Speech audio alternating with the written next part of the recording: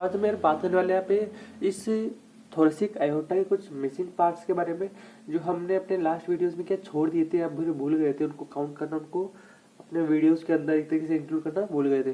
तो सबसे पहले अगर हम बात करते हैं थोरेसिक आयोटा की, तो थोरेसिक आयोटा में जहाँ पे डिसेंडिंग आर्टरी होती है, डिसेंडिंग आयोटा होता है, वहां से एक ब्रांच निकलती है थोरेसिक आयोटा के थ्रू, पोस्टीरियर इंटरकोस्टल आर्टरी।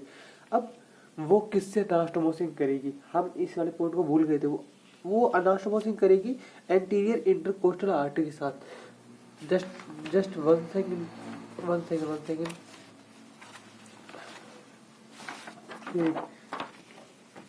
ये जो पोस्टीरियर इंटरकोस्टल आर्टरी है, ये किसके साथ ये अपना जो है अनास्टोमोसिस करेगी। दरअसल ये अपना अनास्टोमोसिस करेगी इस एंटीरियर इंटरकोस्टल आर्टरी के साथ। ये दोनों आपस में क्या अनास्टोमोसिस करेगी, आपस में जुड़ेगी। अब जब ये जुड़ेगी तो उस जगह को क्या बोलेंगे, उस पॉइंट को क्या बोलेंगे जहाँ पे अनास्टोमोसिस करेगी, उस पॉइंट को बोलेंगे कोस्टोकॉर्नल जंक्शन। तो ये हो गया कोस्टोकॉर्नल जंक्शन, ये वाला पॉइंट था। और दूसरा था एंटीरियर इंटरकोस्टल आर्टरी। इसके अंदर मैं आपको ये बताना चाहूंगा कि ये जो 9 इंटरकोस्टल स्पेसीज है एंटीरियर पोस्टर में पाए जाते हैं। अब यहाँ पे क्या जो अपर जो 9 इंटरकोस्टल स्पेस है, उसमें से 6 को, अपर 6 को कौन सी आर्टरी ब्लड सप्लाई करवाएगी, वो करवाएगी anterior intercostal artery, internal thoracic artery वाली एंटीरियर इंटरकोस्टल आर्टरी। बट वही लोअर थर्ड 7 एंड 8 एंड 9 को कौन सी वाली जो क्या बोलते हैं उसको आर्टरी है, वो ब्लड सप्लाई करवाएगी, वो कराएगी मस्कुलोफ्रेनिक आर्टरी। ये कुछ पॉइंट थे जो हम वहां पे मिस कर गए थे। तो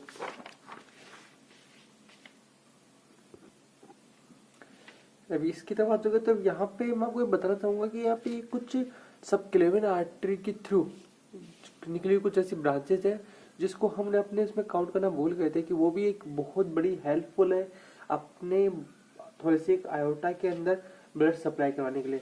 जैसे कि आयोटा के through ascending iota brachiocephalic artery, जब उसके अंदर जो ब्रेकियोसेफेलिक आर्टरी होती है, उसकी एक ब्रांच निकलती है सबक्लेविन आर्टरी।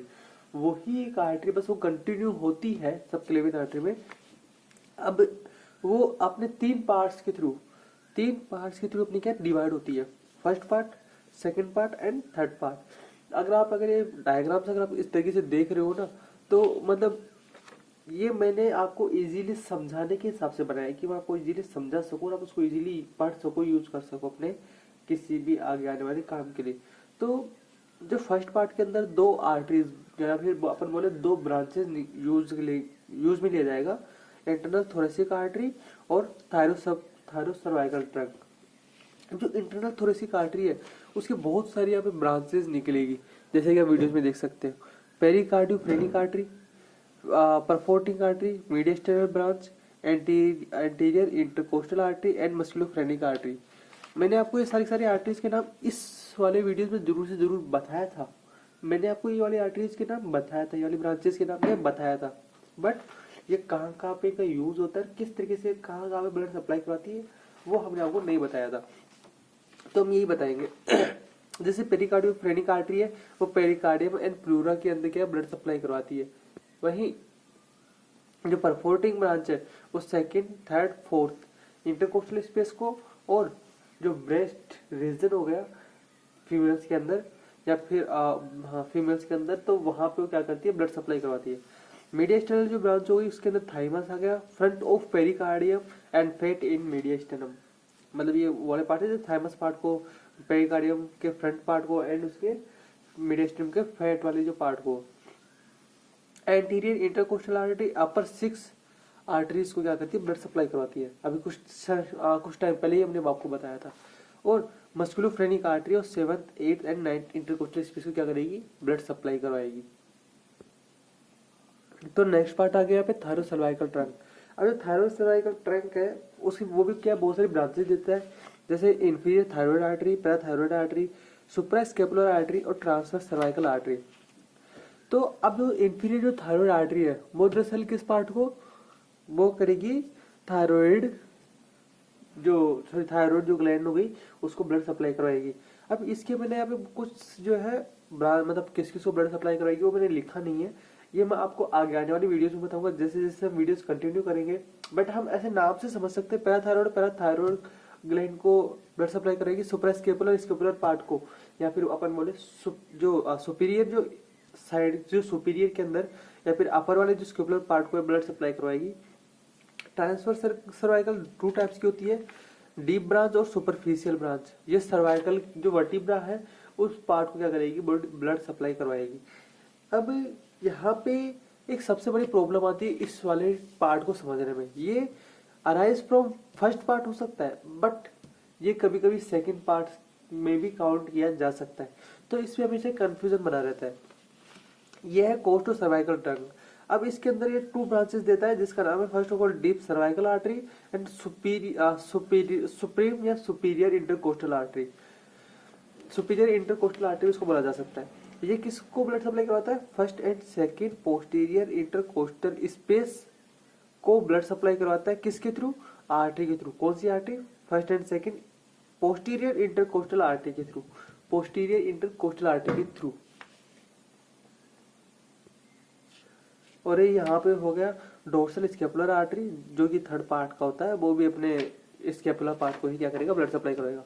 अब हम पढ़ेंगे जो हार्ट ऑफ आर्टरी या फिर आर्टरी ऑफ हार्ट के बारे में, किसके थ्रू, एडुलेशन के थ्रू। तो यार यहाँ पे ना इसके बहुत सारे क्या कंफ्यूजन रहते हैं, ये बहुत ज्यादा समझने में प्रॉब्लम करता है, क्योंकि इसलिए इसी का मतलब इसका मेन रीजन यही है कि कौन सा जो अपना ब्रांच है कहाँ से देता है, इसका बहुत डीपली इसको जाके पढ़ना पड़ता है, किससे नास्टोमोसिंग कर रहा है, किससे नास्टोमोसिंग नहीं कर रहा है, कहाँ पे जा रहा है, किस तरीके से ब्रांचेस दे रहा है ये। तो चलिए सीधे वीडियो तक चलते हैं। तो अयोटा वो अपना ब्रांच देता है, मतलब कंटिन्यू होता है असेंडिंग अयोटा में। असेंडिंग अयोटा 2 ब्रांच देता है, एंटीरियर एंड पोस्टीरियर, मतलब वो 2 पार्ट में डिवाइड होता है, एंटीरियर साइड में, पोस्टीरियर साइड के अंदर। एंटीरियर साइड में से तो क्या है, जो ब्रांच निकलती है ना उसको कंटिन्यू होके क्या बोलते हैं उसको, मतलब कंटिन्यू होती है किसमें, राइट कोरोनरी आर्टरी में, मतलब उसको क्या बोलेंगे, right coronary artery. But posterior भी 2 ब्रांचेस दे देता है, first of all right and second left. Left वाली कौन सी ब्रांच देती है, मतलब कौन सी ब्रांच में कंटिन्यू होती है, लेफ्ट कोरोनरी आर्टरी के अंदर, आगे जाके उसको लेफ्ट कोरोनरी आर्टरी ही बोलते हैं। अब राइट कोरोनरी जो आर्टरी है वो क्या है, बहुत सारे ब्रांचेस देती हुई जाती है, जैसे कि राइट कोनस आर्टरी, एसे नोड आर्टरी या एवी नोड आर्टरी भी अपन इसको कहते हैं, anterior ventricular artery, right acute marginal artery, posterior interventricular artery. अब ये इसको ब्रांच देती हुई कंटिन्यू कहाँ पे होगी, कंटिन्यू होगी पोस्टीरियर वेंट्रिकुलर ब्रांच के अंदर, और ये क्या होगा, मतलब एक टर्मिनल ब्रांच के अंदर कन्वर्ट हो जाएगी, कौन सी, terminal branch of right coronary artery. यहाँ पे इसमें समझने वाली बात ये नहीं है क्योंकि हमें एक सिर्फ छोटा सा हार्ट है, जैसे कि नाम से समझ सकते हैं, जो राइट कोनस आर्टरी है वो जो राइट कोरोनरी आर्टरी है, फिर अपन बोले आयोटा के आसपास जो वेंट्रिकुलर जो पार्ट होता है उसके आसपास वाले पार्ट को क्या करता है, ब्लड सप्लाई करवाता है। बट जो एसे नोड और एवी नोड हो गया, वो ऐसे नोड और एवी नोड मतलब जो आर्टरी है वो उन्हीं के पास से ब्लड सप्लाई करवाएगी। Anterior ventricular artery, right acute marginal artery, जो मार्जिनल आर्टरी हो गई वो उसके जो हार्ट के है एक तरीके से एज इज हम जिसको बोल सकते हैं, वहां पे क्या है कि ब्लड सप्लाई करवाएगी। तो ये एक नाम को हमको याद करना होगा, ये इसका मैं कुछ नहीं बता सकता कि किसको ब्लड सप्लाई करवाती है, हम उस तरीके से इसको याद कर सकते हैं। अब जो लेफ्ट कोरोनरी आर्टरी हो गई वो एक मतलब 2 ब्रांच देती है, सबसे पहले कौन कौन से, सबसे पहले 2 ब्रांच देती है जिसका नाम है एसे नोड और एवी नोड आर्टरी। वो दोनों आपस के अंदर अपने साथ ही क्या है, जो राइट वाले पार्ट के साथ अनास्टोमोसिंग करके जुड़ जाएंगे, पहले से क्या करेंगे, जुड़ जाएंगे। अब उसके बाद में क्या 2 ब्रांचेज में क्या कन्वर्ट हो जाती है। जो फर्स्ट ब्रांच है वो लेफ्ट कोनस आर्टरी देते हुए कंटिन्यू होगी और वहां पे एक और आर्टरी देगी जिसका नाम है डायगोनल आर्टरी, और कंटिन्यू होते हुए एक सेप्टल आर्टरी देते हुए कंटिन्यू होगी किसमें, एंटीरियर इंटरवेंट्रिकुलर आर्टरी में, जहाँ पे ये टर्मिनल ब्रांच होगा किसका, एंटीरियर इंटरवेंट्रिकुलर आर्टरी का। ये पूरी आर्टरी का नाम ही एंटीरियर इंटरवेंट्रिकुलर आर्टरी है, ध्यान रखिएगा। अब ये जो यहाँ पे ये जो दूसरे पार्ट में डिवाइड हुई थी, इसका दरअसल इसका नाम क्या है? इसका नाम है लेफ्ट मार्जिनल आर्टरी या फिर ऑप्टस मार्जिनल। अब ये किस चीज में कंटिन्यू मतलब कंटिन्यू होते हुए एक और ब्रांच देगी। अब ये आर्टरी कौन सी? ये आर्टरी पूरी है, ये आर्टरी है लेफ्ट सर्कमफ्लेक्स आर्टरी। अब ये एक और ब्रांच देगी कौन सी? Anterior and posterior ventricular branch. और ये अनास्टोमोसिस किसके साथ करेगी? Terminal branch of right coronary artery के साथ अनास्टोमोसिस करके एक पूरी तरीके से सर्कल बना देगी इसका। जैसे कि ये देख लीजिए ना आप, यहाँ से इसका ये पूरा पूरा एक सर्कल बन जाएगा। तो बस गाइस यार, आज की वीडियो में बस इतना ही। आप एक बार से स्क्रीनशॉट ले सकते हो अगर आप इसको ले पाओगे तो। हाँ हाँ, आराम से आप ले सकते हो।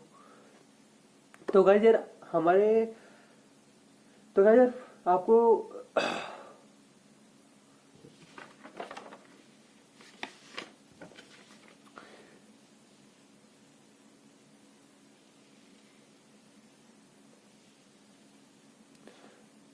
तो गाइस यार कैसा लगा आपको ये वीडियो यार? कमेंट बॉक्स में लिख के जरूर बताइएगा यार। अगर कोई वीडियो पसंद आया होना तो इसको लाइक और शेयर करना मत भूलिएगा।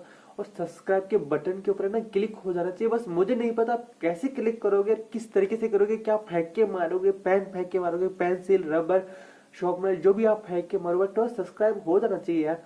क्योंकि बहुत मेहनत लगती है यार ये वाली वीडियो बनाने के लिए। और आपको भी तो यार एक नॉलेजेबल ऑल टाइम कुछ वीडियोस चाहिए ही होती है। और गाइस फिलहाल अभी के लिए मैं एक वीडियो छोड़ के एक दिन मतलब वन डे एक अल्टर के हिसाब से लेके आने वाला हूँ कि एक दिन छोड़ के एक दिन आपके लिए वीडियो लेके आऊंगा। क्योंकि यार अब ऐप के ऊपर भी काम चल रहा है और वेबसाइट के ऊपर भी काम चल रहा है, तो वर्कलोड थोड़ा सा बढ़ चुका है। तो हो सकता है कि मैं आपके लिए डेली भी लेके आ सकूँ। ट्राई करूंगा कि डेली लेकर आऊं मैं, बट किसी दिन अगर मिस हो जाए तो गाइस यार प्लीज थोड़ा सा वेट कर लीजिएगा। तो बस यार आज की वीडियो में इतना ही। चलते हैं, मिलेंगे फिर से अगली वीडियो में। तब तक के लिए जय हिंद, वंदे मातरम।